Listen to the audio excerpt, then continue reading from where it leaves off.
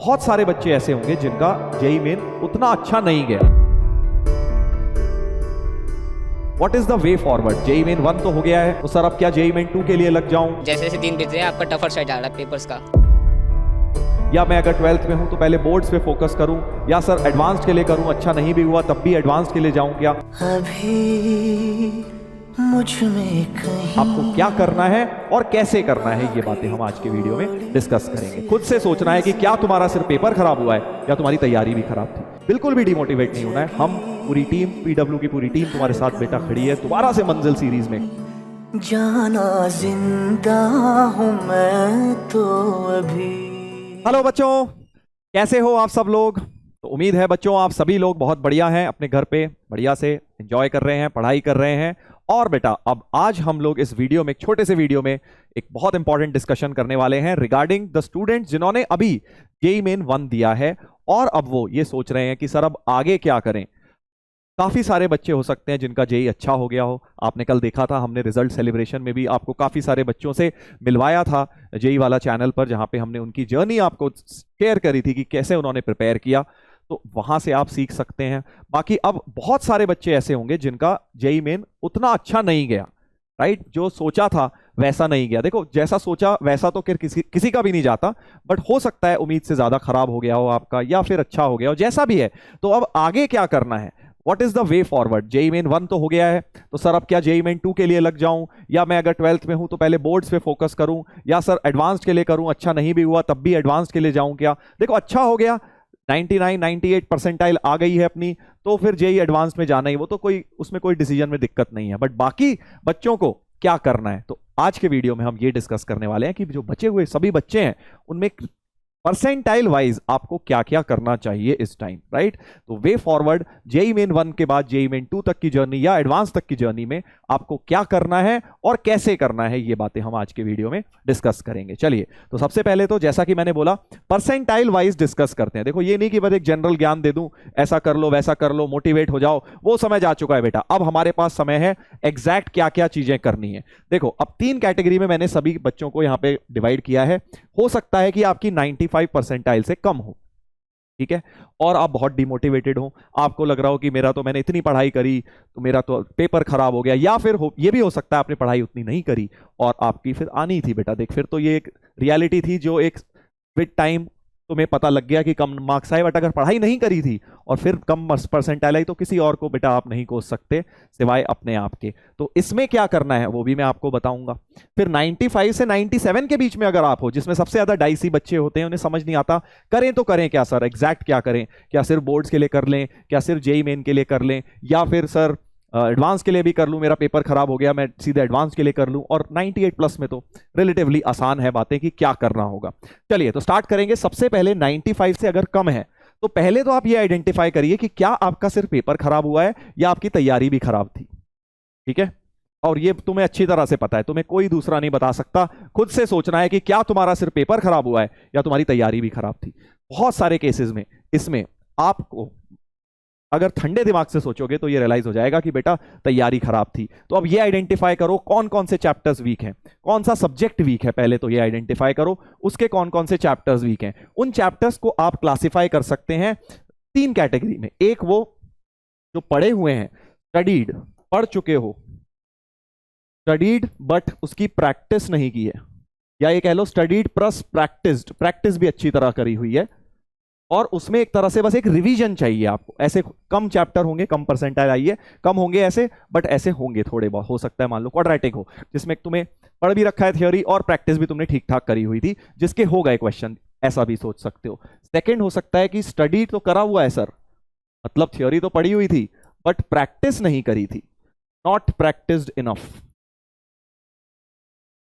तो ऐसे chapter identify करिए। तो मैं क्या कह रहा हूं, अपने सारे चैप्टर को इन 3 बकेट्स में डिवाइड करिए। थर्ड कि सर पढ़ा ही नहीं था, नॉट स्टडीड, नॉट स्टडीड कि सर बिल्कुल कुछ भी नहीं पता, उसके मतलब देख के ही क्वेश्चन छोड़ाया, ऐसे चैप्टर थे। हो सकता है ये सबके लिए वैलिड है बेटा, इसमें भी जो है उनके लिए भी ये स्ट्रैटेजी वैलिड रहेगी। अपने चैप्टर्स को इनके अंदर डिवाइड करिए और फिर हर एक में क्या करना है, जो चैप्टर पढ़ चुके हो प्लस प्रैक्टिस भी कर चुके थे, उनमें बैठ के सिर्फ तुम्हें क्या करना है, नोट्स जल्दी से रिवाइज करने हैं और देखना है कि भाई क्या मैं इसके अंदर 10 क्वेश्चन या 20 क्वेश्चन 1 घंटे में लेके टाइम बाउंडेड प्रैक्टिस कर पा रहा हूं। तो टाइम बाउंडेड प्रैक्टिस मतलब कि 1 घंटा लिया और इसके चैप्टर के सपोज 15 क्वेश्चन 20 क्वेश्चन लिए और देखे कितने मुझसे हो रहे हैं, बस 1 घंटा रिवीजन नोट्स का, बस 2 घंटे में तुम्हारा ये चैप्टर पूरा रिवाइज हो जाना चाहिए। सेकंड, जो पढ़ चुके थे बट किसी भी कारणवश प्रैक्टिस नहीं कर पाए, वन शॉट में सर मंजिल से वीडियो देख लिया था, थ्योरी पढ़ ली थी बट क्वेश्चन खुद से नहीं लगा पाया, तो उसके बेटा तुम पीवाईक्यूज प्रैक्टिस करो, पीवाईक्यूज प्रैक्टिस करो। ये सभी सब्जेक्ट्स में लगा सकते हो तुम स्ट्रैटेजी, जरूरी नहीं है मैथ्स में, सभी में ये स्ट्रैटेजी चल जाएगी। और जो फर्स्ट परसेंटाइल की मैं भी बात कर रहा हूं, इन्हें मेनली सेकंड जेई मेन के लिए प्रिपेयर करना है, इनको अभी एडवांस्ड वगैरह सब भूल जाना है। सेकंड जेई मेन में उन्हें ये चीजों पे फोकस करना होगा कि जो चैप्टर पढ़ चुके हैं बट प्रैक्टिस नहीं थी, उसके पीवाईक्यूज पिछले 4-5 साल के लगा लो, 2019 से लेके 2024 तक के लगा लोगे, उतना भी बहुत है। ठीक है, 19 से शुरू करो, फिर 20, फिर 21, 22 के चाहे छोड़ दो, बहुत ज्यादा टफ थे, 23 और 24 के लगा लो, ये भी कर सकते हो, या मॉक पेपर की तरह दे दो 24 वाले, आप ये भी कर सकते हो।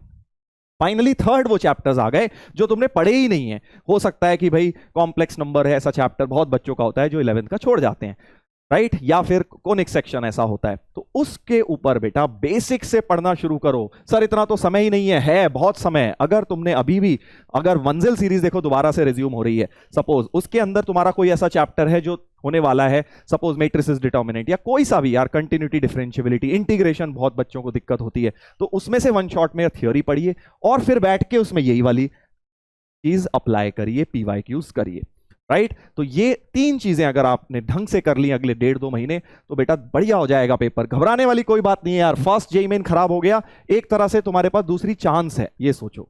फर्स्ट बहुत लोगों का खराब होता है, प्रॉब्लम वाली बात नहीं है, प्रॉब्लम तब है बेटा जब फर्स्ट और सेकंड के बीच में जो गैप है उसको तुमने ढंग से यूटिलाइज नहीं किया। अगर उसको तुमने यूटिलाइज कर लिया तो जेईई मेन 2 बढ़िया होगा, और उन्हीं बच्चों का बढ़िया होगा जो इसको टाइम में डीमोटिवेट होके नहीं बैठे हुए हैं, जो प्रॉपर तरीके से डबल एफर्ट कर रहे हैं अपना। ये नहीं सोचना है कि सर मैं तो थक गया, मैं तो परेशान हो गया, मैं तो इतना पढ़ चुका हूं सर, बर्न आउट हो गया, ये सब नहीं सोचना है। ये टाइम नहीं है ये सब सोचने का, ये टाइम है बेटा फुल 100% एफर्ट मारने का, और 200%। पहले जिस स्पीड से तू चल रहा था और डबल एक्सेलरेटर लगा अपनी गाड़ी में और डबल एफर्ट कर, तब वहां से पता लगेगा तेरा कैरेक्टर, वहां से पता लगेगा कि सेकंड जेईई मेन में कौन सक्सेसफुल हो पाएगा। देखो मैं अक्सर ये बात बोलता हूं कि जो भी बच्चे यहां तक पहुंचे हैं, जो तुम मुझे सुन रहे हो, जेईई मेन देके आए हो, यहां तक पहुंचे हो, तो तुमने या तो 1 साल या 2 साल या 6 महीने 8 महीने कुछ तैयारी करी होगी।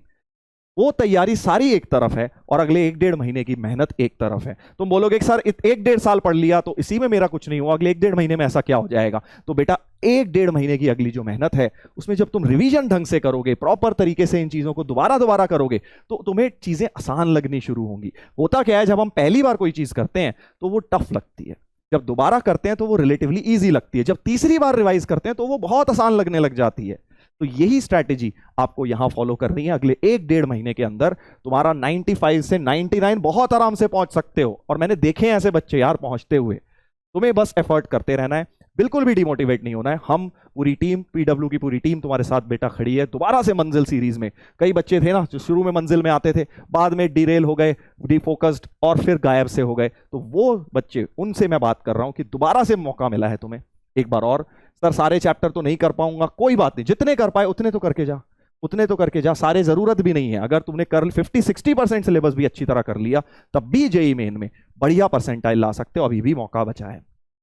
ठीक है, तो ये बात हो गई इन बच्चों के लिए जो मेजॉरिटी होंगे इस समय, मैं मानता हूं, क्योंकि फर्स्ट जेईई मेन बेटा काफी ज्यादा लोगों का खराब होता है और ये फैक्ट है। और इस बार थोड़ा सा तुम ज्यादा, मुझे पता है, हताश हो, परेशान हो, स्पेशली शुरुआत की शिफ्ट वाले बच्चे, जिनको एक तरह से मैं बोलूंगा जिनके साथ उतनी जस्टिस नहीं हुई, थोड़ा सा किस्मत का साथ नहीं मिला। बट अगेन बेटा देखो, मैं तुमसे एक ही बात बोलूंगा, जो हो गया वो हो गया, जो बीत गया उसके बारे में सोच सोच के अपना समय बर्बाद करने के अलावा कुछ भी नहीं होने वाला। क्या तुम उसके ऊपर कुछ होने वाला action? Short answer is no, कुछ नहीं होने वाला। जब तक होगा तब की, अगर हुआ बाई चांस तो बहुत समय लग जाएगा। हमारे पास उतना समय नहीं है, हमारे पास इस समय बस 1.5 महीना 2 महीना बचे हैं, जिसके अंदर हमें सब कुछ भूल के दोबारा से बेटा लग जाना है। और मंजिल सीरीज शुरू हो ही रही है, उसके लिए आपको दोबारा से उसके अंदर फुल एफर्ट मारना है और प्रॉमिस करना है कि भाई हम सर बिल्कुल 100% देंगे और अब जो चैप्टर्स बचे हुए हैं उसमें फुल एफर्ट करेंगे, राइट। अब ये बात हो गई 95 से कम वालों की। अब ये वाला इसका डिस्कशन कर लेते हैं, जो कि मेजॉरिटी ऑफ बच्चे हो सकता है यहां पर भी हो, बहुत सारे बच्चे जो मुझे सुन रहे हो। तो आपको क्या करना है, आपको पहले ये समझना है कि आपकी परसेंटाइल कम अगेन क्यों आई है। चांसेस बहुत ज्यादा है कि आपने पढ़ाई तो करी थी बट पेपर खराब हो गया, पेपर में स्ट्राइक नहीं किया, ब्लैंक हो गए, सर टाइम नहीं मिला, सर सिली मिस्टेक्स हो गई, नेगेटिव मार्क्स हो गई, ये सब चीजें हुई होंगी। तो अगेन तुम्हें क्या करना है, तुम्हें ये समझना है कि अगर तुम सपोज 96 97 पर हो कि भाई बहुत अच्छी तैयारी थी या नहीं थी।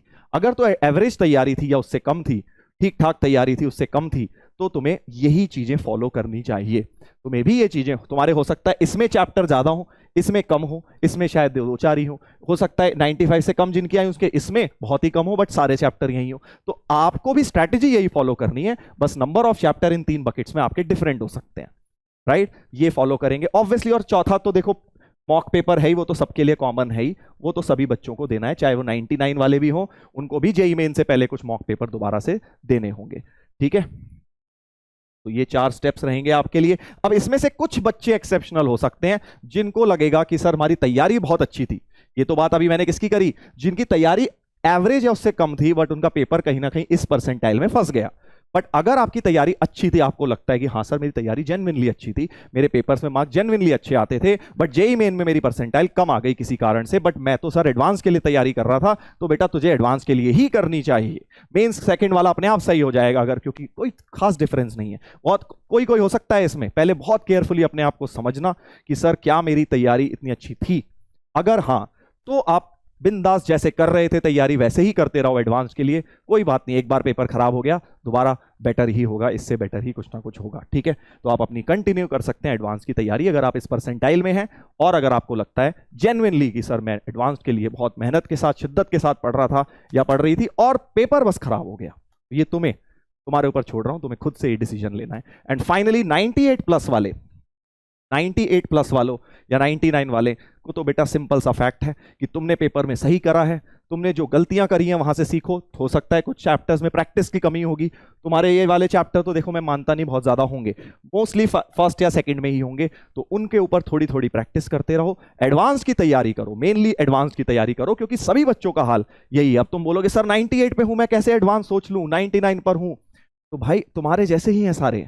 एडवांस की अगर मैं बात करूं तो शुरू के 100-200 बच्चों को अगर छोड़ दो या 500 भी ले लो, उसके अलावा सभी बच्चे बेटा डाइसी सिचुएशन में है, किसी को भी नहीं पता कि उनका एडवांस होगा कि नहीं होगा। वो सब तेरी तरह ही सोच रहे हैं कि शायद मैं तो एडवांस के लिए बना ही नहीं हूं। तो ये गलती नहीं करनी है, यू नेवर नो। हमने पास्ट में भी ऐसे बच्चे बहुत देखे हैं जिन्होंने लास्ट में 2-3 महीने इतनी मेहनत करी एडवांस से पहले कि उनका एडवांस में रैंक बढ़िया आ गया। तो आपको भी जो इस परसेंटाइल के अंदर है, कोई भी बच्चा ये नहीं सोचेगा कि सर मैं तो एडवांस के लायक हूं नहीं। करो, एफर्ट मारो। जेईई मेन तो रास्ते में एक पढ़ाव है बेटा, एडवांस की तैयारी कोई डिफरेंट थोड़ी ना है। मेंस में भी तो वही चैप्टर्स आने हैं, बस उसके थोड़े से टफ लेवल के क्वेश्चन करने हैं, और वो मेंस में भी आजकल टफ ही आ रहे हैं, कोई इतने आसान तो क्वेश्चंस आ नहीं रहे। तो आप लोग इसके लिए प्रिपेयर करिए। और एक और तरह के, देखो ये तो वो बच्चे हो गए जिन्हें एडवांस के लिए पढ़ना है। अब बहुत सारे बच्चे ऐसे भी हो सकते हैं 98 प्लस के अंदर जो कहीं ना कहीं संतुष्ट हो गए, उन्हें लगता है कि सर जेईई मेन 1 में मैं तो सर 97 98 सोच रहा था, उतनी तो मेरी आई गई, 98 99 पहुंच गया सर मैं तो, अब मैं क्यों पढ़ूं सर, अब दूसरे जेईई मेन के लिए क्यों पढ़ूं या एडवांस के लिए क्यों पढ़ूं, मेरे को सर जाना ही नहीं है, आराम करने का मन करता है। ये लगता है कि बर्न आउट हो चुका है सर, अब बस 1-2 महीने चिल मार लूं सर, रिलैक्स कर लूं, क्यों पढ़ने को कह रहे हो और दोबारा से, मेरा तो सर एम अचीव हो गया, आप तो फालतू में इतना पढ़ने को कहे जा रहे हो। तो अगर तुम्हें भी ऐसा लगता है, बहुत कम बच्चे होंगे ऐसे, बट हो सकता है ऐसे भी बच्चे हो, तो क्योंकि मेरा आज काम ये है सारे के सारे बच्चों को कवर करना है, चाहे आप जो भी सोच रहे हैं आपको कहीं ना कहीं कुछ वीडियो इस वीडियो से मिले। तो जो बच्चे ये ऐसा सोच रहे हैं कि मैं तो परसेंटाइल ठीक ठाक ले आया सर, अब तो मैं 2 महीने चिल मारूंगा, अब कॉलेज तो मिल ही जाएगा ठीक ठाक, जो मैंने सोचा था एनआईटी वगैरह वो मिल जाएगा मुझे, तो अब मैं क्यों पढ़ूं। तो बेटा फिर से मैं तुम्हें एक बात बोलूंगा कि ये जो समय है ये दोबारा नहीं आने वाला है। 2 महीने हैं तुम्हारे पास, 10 साल बाद के बारे में सोचो। छोटी सी थॉट मत रखो कि यार 2 महीने चिल कर लेता हूं, 10 साल बाद सोचो, कहीं रिग्रेट तो नहीं करोगे कि यार उन 2 महीने पढ़ लिया होता तो शायद मुझे भी और बेटर कॉलेज मिल जाता, शायद आईआईटी मिल जाती, यू नेवर नो। तो इन 2 महीने, मैं जानता हूं तुम में से बहुत बच्चे इस समय परेशान हो गए होंगे पढ़ पढ़ के, स्पेशली जो इस परसेंटाइल में 99 से ऊपर हैं, उन्हें लग रहा होगा सर इतना तो टाइम हो गया, 2 साल 3 साल, अब 2 महीने भी आप चिल नहीं करने दोगे हमें। तो मैं बस इतना बोल रहा हूं, चिल इसके बाद पूरा एफर्ट, पूरी लाइफ चिल करना है बेटा। अगर अगले 2 महीने और लग के एक बार बिल्कुल जीरो से शुरू होके एफर्ट मार लो तो क्या पता एडवांस्ड भी निकल जाए, क्या पता मेंस में भी और बढ़िया कॉलेज आ जाए, बढ़िया आपको ब्रांच मिल जाए। तो फ्यूचर में कहीं रिग्रेट ना करो कि सर ऐसा हो गया होता तो, शायद मैंने ऐसा कर लिया होता तो, शायद मैं एनआईटी की जगह आईआईटी में होता। तो आप इसलिए एफर्ट अपना पूरा मानो, इन 2 महीनों को भी पूरी फुली यूटिलाइज करना है। मंजिल सीरीज को फॉलो करिए, चाहे वरुण एडवांस्ड को फॉलो करिए या फिर क्रैश कोर्स को फॉलो करिए, जो आपको लगता है, आपने इवन सेल्फ स्टडी करिए, बट एफर्ट जरूर करिए। इस टाइम चिल करने का टाइम नहीं है। लास्ट के 2 महीने तो जितनी एफर्ट कर लेगा, अब चांसेस बहुत ज्यादा हैं। तुम फिर से वही बोलोगे सर 98 तक तो बड़ी मुश्किल से पहुंचाऊं, अब कैसे एडवांस पहुंच जाऊंगा 2 महीने में? तो बेटा फिर से वही बात बोलूंगा, लास्ट के 2 महीने में तुम्हें भी नहीं पता कि तुम्हारे को कितना इंप्रूवमेंट हो सकता है। It is like compounding effect. अब लास्ट के कुछ ही समय में बहुत ही ज्यादा स्कोप ऑफ इंप्रूवमेंट होता है। रेट चेंज तो तुम समझते ही हो, तो वो बहुत ज्यादा होता है लास्ट के महीनों में, क्योंकि सब कुछ पढ़ चुके हो अब तुम, सिर्फ रिवीजन करना है और उसको उसी के ऊपर बार बार आपको हैमर मारना है। एक तरह से बार बार एक ही चीज को, कॉन्सेप्ट को रिवाइज करके उसी पे क्वेश्चन लगाने हैं। तो अल्टीमेटली अब वो तुम्हें धीरे धीरे इजी लगना शुरू हो जाएगा। इसीलिए आप सभी बच्चों को जो यहाँ पे हैं, मेरी गुजारिश ये है कि मौका लाइफ बार बार नहीं देती। तुम्हें मौका मिला है, आईआईटी के दरवाजे तक हो सकता है तुम पहुंच जाओ अगर तुम एफर्ट करो और वहां पे तुम्हारा सिलेक्शन हो जाए।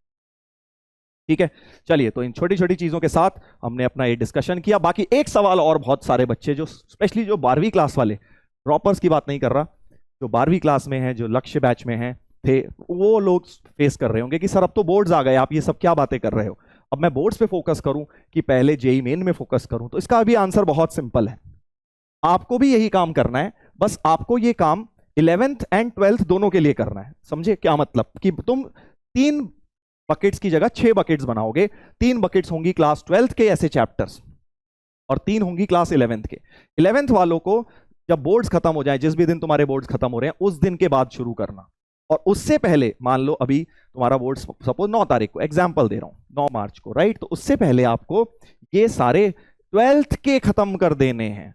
12th की चाहे तुम अपनी PYQs लगाइए बोर्ड्स लेवल के, या NCERT लगाइए, जो आपकी बोर्ड है, बोर्ड की किताब है उसमें से लगाइए। चाहे PYQ जेई के मत लगाओ भी, बट एटलीस्ट उसके लेवल का भी पढ़ लोगे तो तुम्हारा बोर्ड्स के लिए भी फायदा होगा और जेई के लिए भी फायदा हो जाएगा। और बचे 11th के चैप्टर, जब बोर्ड्स खत्म हो जाए तो उसके बाद 1 महीना बचे, वहां पे कर लेना।